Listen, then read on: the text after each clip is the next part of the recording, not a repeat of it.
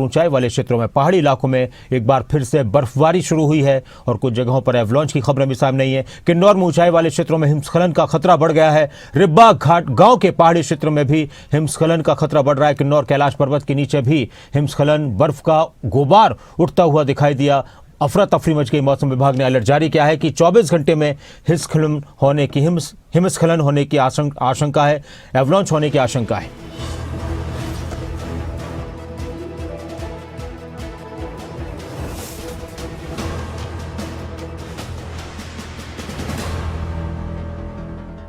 चंबा और लाहौल स्पीति में भी इसी तरह की आशंका जताई जा रही है कि हिमस्खलन हो सकता है और ये लाइव तस्वीरें भी सामने आ रही हैं। हम अपने सहयोगी से भी बात करेंगे हिमाचल प्रदेश की ताज़ा स्थिति पर, लेकिन जो बर्फबारी हुई है भारी भरकम, उसको लेकर एक बार फिर से अलर्ट पर रहने के लिए कहा गया है। लोगों से भी एहतियात बरतने के लिए कहा गया है। मौसम विभाग की तरफ से हिमस्खलन की जानकारी आई है। आशंका है कि अगले 24 घंटे में अलर्ट रहा जाए, कभी भी हिमस्खलन हो सकता है। बर्फ का गुबार भी उठता हुआ दिखाई दिया। किन्नौर कैलाश पर्वत के नीचे भी हिमस्खलन की आशंका है। ऊंचाई वाले क्षेत्रों में हिमस्खलन की आशंका है। मनोज धीमान हमारे संवाददाता इस वक्त हमारे साथ जुड़ चुके हैं ज़्यादा जानकारी के लिए हिमाचल प्रदेश से। मनोज, ताज़ा स्थिति क्या है हिमाचल प्रदेश के मौसम को लेकर? किस तरह के अलर्ट जारी किए गए हैं? क्या कुछ खतरे हो सकते हैं जिससे निपटा जाए और लोगों को अलर्ट रहने के लिए कहा गया है?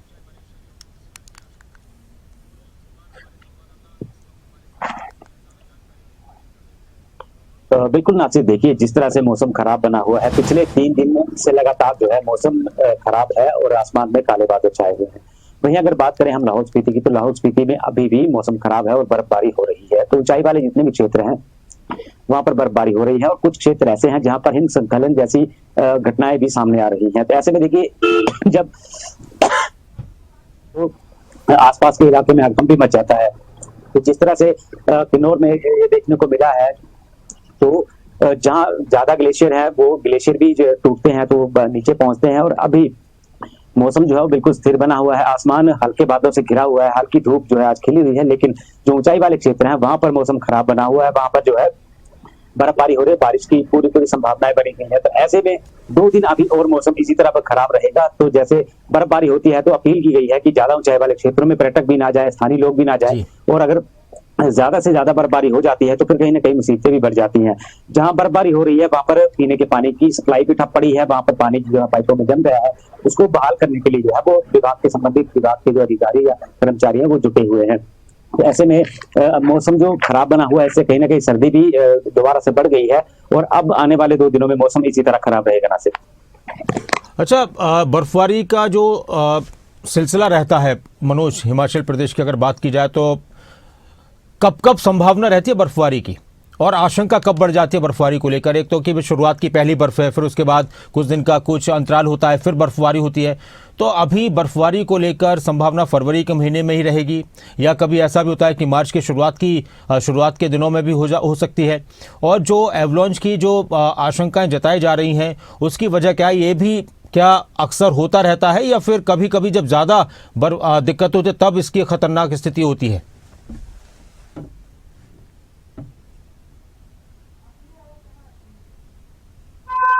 तो बिल्कुल नासिर, देखिए अगर हम बर्फबारी की बात करें तो बर्फबारी मार्च महीने में भी हो जाती है कई बार। और इस बार तो मौसम काफी ज्यादा बदल चुका है। जो जिस तरह से काफी लंबा ड्राई स्पेल गया, ड्राई स्पेल होने के बाद जाने के बाद जो है बारिश हुई है और बारिश के साथ साथ बर्फबारी हो गई थी। और ये पहली बर्फबारी के बाद अब लगातार जो मौसम खराब हो रहा है तो बर्फबारी का दौर ऊंचाई वाले क्षेत्रों में लगातार जारी है। अगर हम पांगी की बात करें, चंबा की बात करें, भरमौर की बात कर लें या लाहौल स्पीति की बात कर ले, तो यहाँ पर बर्फबारी का दौर लगातार जारी है। जब भी मौसम खराब हो रहा है वहां पर बर्फबारी जो है वो शुरू हो रही है। ऐसे में बर्फबारी किसी भी महीने में हो सकती है, क्योंकि जब सर्द मौसम होता है तो मार्च महीने में भी कई बार जो है वो बर्फबारी हो जाया करती है। तो ऐसे में अभी जो बर्फबारी का दौर तो शुरू हुआ है, लेकिन जहां एक तरफ हिमस्खलन की बात आप कर रहे हैं नासिर, तो कहीं ना कहीं ये ज्यादा खतरनाक तो होते हैं, लेकिन लगातार जो है हिमस्खलन नहीं होते हैं। कई बार जो है ऊंचाई वाले क्षेत्रों में जो है वो हिमस्खलन होते हैं, जहां बर्फ का गुबार उठ जाता है या फिर बर्फ के बड़े बड़े लैंडस्लाइड की तरह जो हिमस्खलन होता है। तो उस तरह के जो है वो बन जाते हैं, कई कारण होते हैं, तो वो निकलना शुरू हो जाते हैं, बर्फ पिघलना शुरू होती है और जो कच्चे वो बने होते हैं बर्फ के, वो कहीं ना कहीं जो ग्लेशियर कहा जाता है वो टूट कर गिरना शुरू होते हैं। लेकिन हिमाचल में अक्सर ये ज्यादातर वहां उन क्षेत्रों में देखा गया है जहां पर ज्यादा बर्फबारी होती है, चाहे आप लाहौल स्पीति की बात कर लें, किन्नौर की बात कर लें, किन्नौर के ऊपरी क्षेत्रों में जो है वो ज्यादा बर्फबारी होती है, तो वहां पर इस तरह के खतरे जो है बने रहते हैं। लेकिन ज्यादातर अमूमन देखा गया है कि ज्यादा जो है वो हिमस्खलन नहीं होते हैं, कई बार जो है वो देखने को मिलता है। लेकिन इस बार जो मौसम बदला है उससे कहीं ना कहीं जो है तब्दीली भी आई है। अगर आप दिन की बात करें तो दिन में जब धूप खिलती है तो टेम्परेचर बढ़ जाता है, लेकिन सुबह और शाम जो है वो काफी ज्यादा सर्दी भी महसूस हो रही है। और जब पहाड़ों पर बर्फबारी होती है तो उससे जो शीत लहर है वो कहीं ना कहीं निचले क्षेत्रों में, मैदानी क्षेत्रों में पहुंचती है, जहां पर काफी ज्यादा ठंड जो है वो बढ़ जाती है। ऐसे में अभी भी मौसम जो है वो 2 दिन और खराब रहेगा और 2 दिन खराब मौसम के चलते जो है आपका बहुत बहुत शुक्रिया, आपने पूरी जानकारी दी और हिमाचल के मौसम को लेकर किस तरह की स्थिति होती है उसके बारे में बताया। बहुत शुक्रिया आपका इस पूरी जानकारी के लिए, बातचीत के लिए। और अब आपको लाहौल स्पीति में भी जो बर्फबारी हुई है उसकी भी तस्वीर दिखाएंगे, लेकिन पहाड़ों पर किस तरह से बर्फीला तूफान नजर आया, किन्नौर की एक तस्वीर, लाहौल स्पीति की तस्वीर, मनाली, डोडा, जम्मू कश्मीर और श्रीनगर की तस्वीर।